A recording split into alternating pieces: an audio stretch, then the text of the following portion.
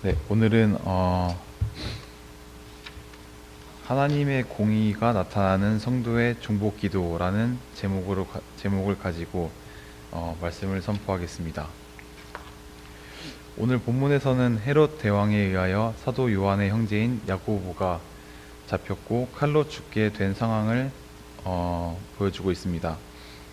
그 모습에 유대인들이 기뻐하게 되었고 헤롯 왕은 더욱더 그 사도들을 붙잡고 예수를 믿는 사람들을 붙잡아서 죽이려고 노력을 하였습니다. 특히 베드로와 같이 리더십 강한 사람을 잡고자 하였고 결국 베드로가 감옥에 갇혀진 상황을 본문은 그리고 있습니다. 오늘 이처럼 본문에서 초대교회는 어둡고 암울한 모습을 보여주고 있습니다. 본문을 보면서 저 또한 코로나 상황으로 힘들어하는 저희 교회 사람들을 좀 생각하게 되었고 오늘 말씀을 좀 준비하게 되었습니다. 코로나로 인해서 저희가 모이는 것이 규제가 되었고 예배를 드리지 못하는 상황에서도 이러한 상황에서 성도가 교회를 떠나는 일은 참으로 안타까운 현실입니다. 그렇다고 해서 본문에서 나타난 것과 같이 로마 제국의 반기를 들면서 핍박에도 불구하고 그리스도의 이름을 전파하는 이러한 사도들의 모습처럼 저희 교회가 정부의 지침을 따르지 않고 어기면서까지 예배를 강행하는 것 또한 저희의 믿음에 옳지 않다고 생각하게 됩니다. 성경을 단순히 상황적으로 또 원리 원칙적으로만 받아들인다면은 저희가 세상을 살아갈 때 세상 사람들이 그 누구도 하나님의 말씀을 진리의 말씀이라고 생각하지 않을 것입니다. 무엇보다 하나님께서 하나님의 사랑이 나타나야 할 이 말씀 속에서 저희가 이 말씀을 그저 하나의 책으로 또 하나의 내용으로만 수용하게 된다면은 하나님의 사랑을 전파하는 성도가 되지 않게 될 것입니다. 그렇다면 오늘 본문에서 저희가 따라야 할 모습들을 찾아보게 될 건데 세 가지를 나누어서 찾아보겠습니다. 첫 번째로 저희는 중보 기도를 통해 그 속에서 나타나시는 하나님의 의지를 발견해야 합니다. 중보 기도란 단어는 사전적 의미로 두 사람의 일을 성사되도록 주선하는 사람을 중보라고 말합니다. 디모데전서 2장 5절에서는 하나님은 한 분이시고 하나님과 사람 사이에 한 중보자가 계시니 곧 그 중보자는 예수 그리스도라고 말씀하고 있습니다. 구원자이신 예수님께서 사람의 몸으로 이 땅에 태어나신 이유 또한 그리스도의 부활과 죽음으로 온 인류가 구원을 얻기 위함입니다. 그렇기 때문에 하나님의 사랑하는 아들의 죽음과 부활로 인해 저희 또한 하나님의 자녀들로서 다시 거듭나게 되고 또 그리스도의 죽음과 부활은 저희와 하나님과의 화해를 도모하게 됩니다. 하나님의 말씀을 듣고 믿는 모든 성도가 하나님의 참된 자녀가 된 것은 예수 그리스도의 중보됨이 있기 때문입니다.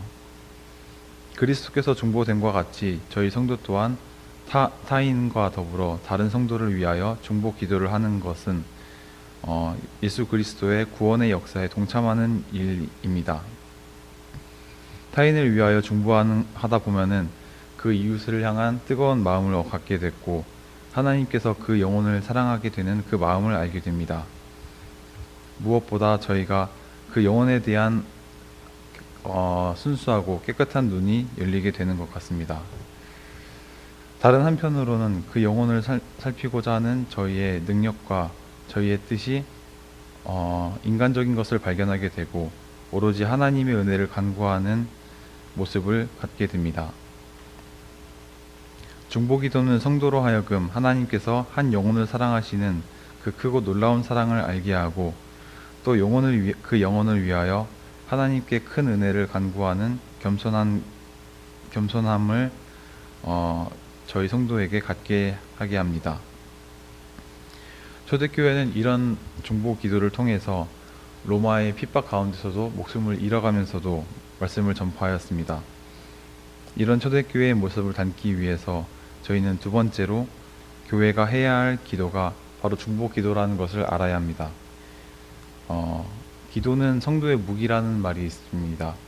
저희가 신앙생활을 하면서 많이 어려운 순간에도 이 기도를 통해서 하나님께 은혜를 간구하고 또 그 은혜를 통해서 믿음 생활을 이어가고 있습니다. 타인 혹은 다른 성도를 위해 중보 기도하는 것은 그 사람에게 무기를 쥐어주고 또 새로운 힘을 얻게 하는 일과 같은 것입니다. 초대교회가 로마 제국의 핍박에도 이겨낼 수 있었던 것은 바로 이러한 서로 간의 성도 간의 뜨거운 사랑과 하나님께 은혜를 간구하는 중보기도가 있었기 때문입니다.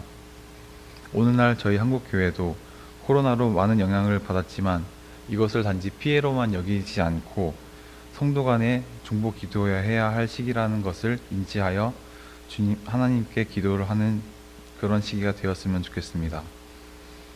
하나님은 기도하는 성도의 음성을 들으십니다. 최근에 있었던 미얀마 쿠데타에서도 큰 일이 많았지만 저희가 또 군인들과 시민들 간에 많은 격동이 있는 모습을 보았지만 지금은 그런 군인들의 토벌이 멈춰진 상태로 보여집니다.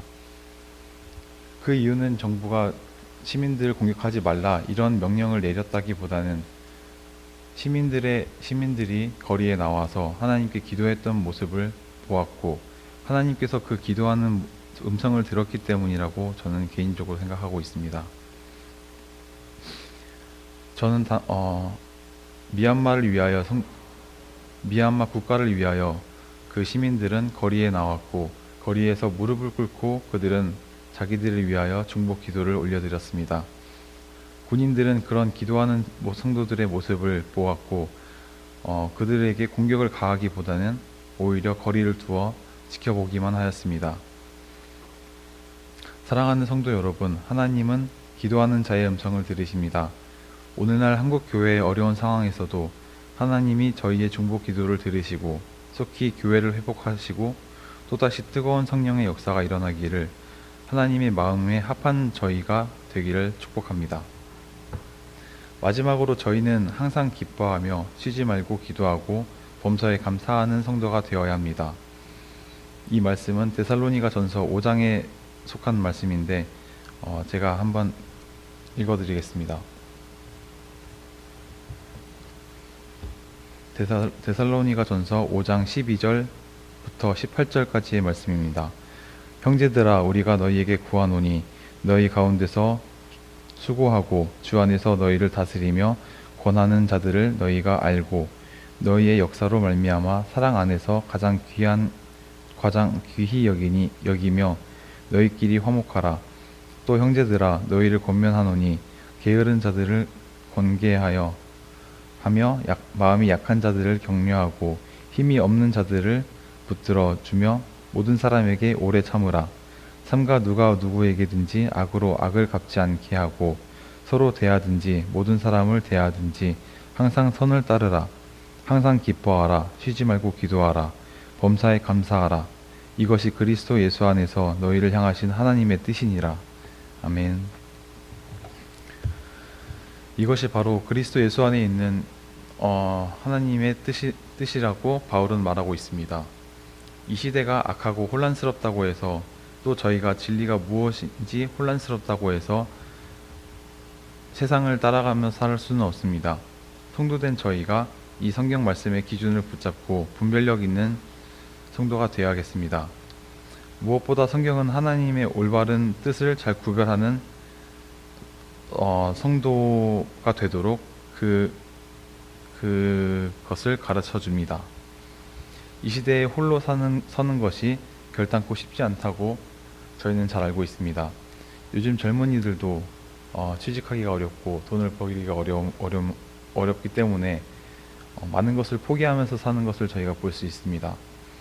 더욱이 저희 믿음을 갖고 있는 성도들은 홀로 서기가 더욱더 불가능하다고 저는 생각하고 있습니다. 오늘날 코로나로 인해서 거리두기로 인해서 예배가 많이 폐쇄되는 이 상황에서 저희 성도 한 사람 한 사람이 살아갈 수는 없는 것입니다. 따라서 저희는 서로를 위하여 중보 기도를 해야 하고 이 중보 기도를 통한 예배의 회복과 하나님 은혜를 간구하는 모습을 더욱더 보여야겠습니다. 또 저희는 비교적 작은 규모의 교회를 갖고 있지만 또 어떤 교회보다도 더 강한 강점이 있다고 저는 생각하고 있습니다. 교회가 작기 때문에 성도들 서로 간의 상황을 잘 볼 수 있고 또 그 모습들로 인해서 저희가 서로 중보 기도를 할 수 있는 강한 강점을 갖고 있다고 생각합니다. 이런 많은 어려움과 문제들이 난무하는 이 시대에 저희 행복한 교회 성도들께서 중보 기도를 통해서 모든 시험을 이겨내고 더욱더 하나님의 은혜에 동참하는 성도들이 될 수 있기를 간절히 소망하고 또 축복합니다.